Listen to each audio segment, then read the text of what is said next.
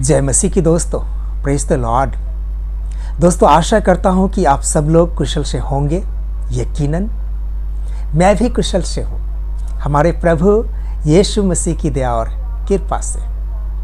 दोस्तों, मूसा और निर्गमन से संबंधित सबसे प्रसिद्ध और यकीनन सबसे महत्वपूर्ण खोज है मेरनेप्टा स्टेल। मिस्र के ग्रंथों में इज़राइल का एकमात्र उल्लेख और बाइबल के बाहर इज़राइल का सबसे पहला उल्लेख फिरौन मेरनेप्टा के कब्र में लगा 10 फीट लंबा ग्रेनाइट का स्मारक है, एक स्मारक है जिसे मेरनेप्टा स्टेल कहते हैं। तो आइए दोस्तों, हम लोग शुरू करते हैं।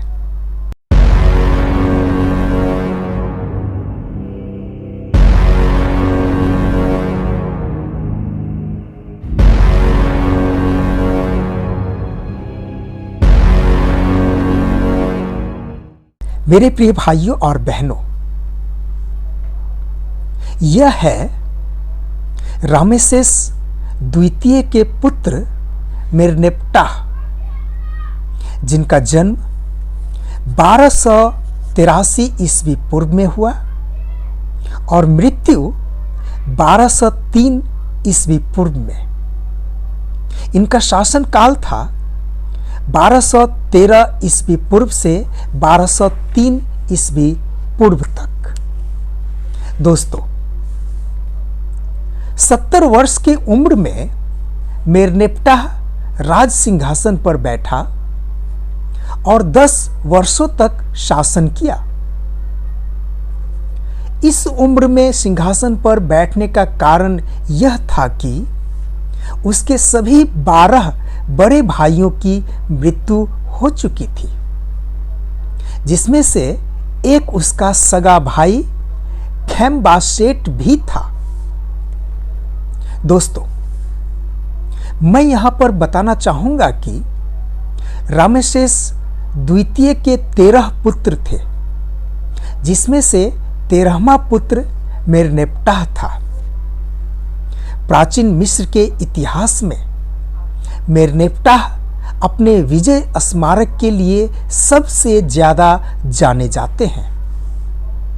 दोस्तों, यह है मेरनेप्टा स्टेल। इसे इज़राइल स्टेल भी कहा जाता है। इसकी खोज सर फ्लिंडर्स पेट्री ने 1896 ईस्वी में मिस्र के प्राचीन शहर थेब्स में की थी और इसका अनुवाद महान इजिप्टोलॉजिस्ट विल्हेम स्पीगलबर्ग ने की। दोस्तों, अभी यह स्टेल काहिरा मिस्र के संग्रहालय में रखा गया है। मेरे प्रिय भाइयों और बहनों, ध्यान से इस स्टेल को देखें। इसमें टोटल 28 पंक्तियां हैं, जिसमें से 25 पंक्तियों में प्राचीन लीबिया के दुश्मनों और उसके समुद्री लोगों के सहयोगियों पर मेरनेप्टा के जीत का महिमा मंडन करता है, परंतु अंतिम 3 लाइन कनान भूमि पर मेरनेप्टा की विजय का वर्णन करता है, जो इस प्रकार से है। दोस्तों, ध्यान से सुने कि इस पर क्या लिखा है।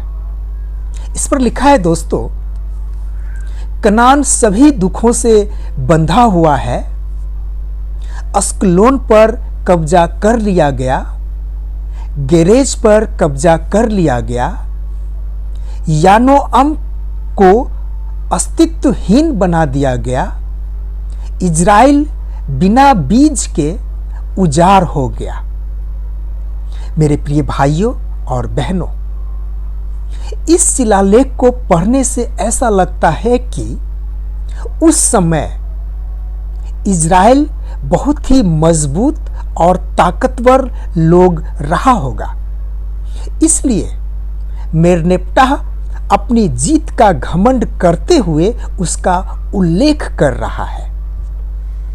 और यदि इज़राइल कोई छोटी खानाबदोश जनजाति होता जो अभी अभी कनान में बसना शुरू ही किया है, तो मेर्नेप्टाह के पास घमंड करने के लिए कुछ भी नहीं होता। दोस्तों, एक बहुत ही महत्वपूर्ण बात कृपया ध्यान से सुने। यहां पर इज़राइल के लिए इस्तेमाल किया गया शब्द लोगों को संदर्भित करता है। ध्यान दीजिएगा दोस्तों, इस शिलालेख में जो इज़राइल शब्द है उसका इस्तेमाल लोगों को संदर्भित करता है, भूमि को नहीं। इसका तात्पर्य यह है कि इज़राइल के पास कोई राजा नहीं था। इसका मतलब यह हुआ दोस्तों कि इजरायली लोग अभी भी न्यायाधीशों के समय में थे जब मेर्नेप्टाह ने आक्रमण किया था।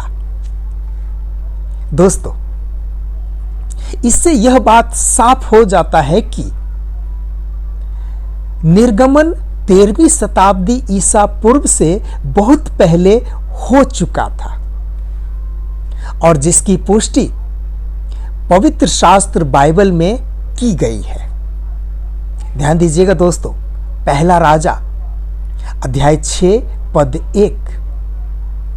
फिर ऐसा हुआ कि इजराइलियों के मिस्र देश से निकलने के बाद 480वें वर्ष में जो सुलेमान का इजराइल पर राज करने का चौथा वर्ष था, उसके जीव नामक दूसरे महीने में वह यहोवा का भवन बनाने लगा। मेरे प्रिय भाइयों और बहनों, निर्गमन की पुस्तक को और मूसा को काल्पनिक मानने वाले बाइबल के आलोचकों के पास अब बोलने के लिए कुछ भी नहीं रह गया है। कुछ भी नहीं दोस्तों। कुछ आलोचक तो अब विश्वास करने लगे हैं कि मूसा एक वास्तविक पात्र है और निर्गमन की पुस्तक में घटी घटना, हर एक घटना वास्तविक है, वास्तविक है। दोस्तों, मेरे प्रिय भाइयों और बहनों, आज की ये जानकारी आपको कैसी लगी? कमेंट करके जरूर बताइएगा।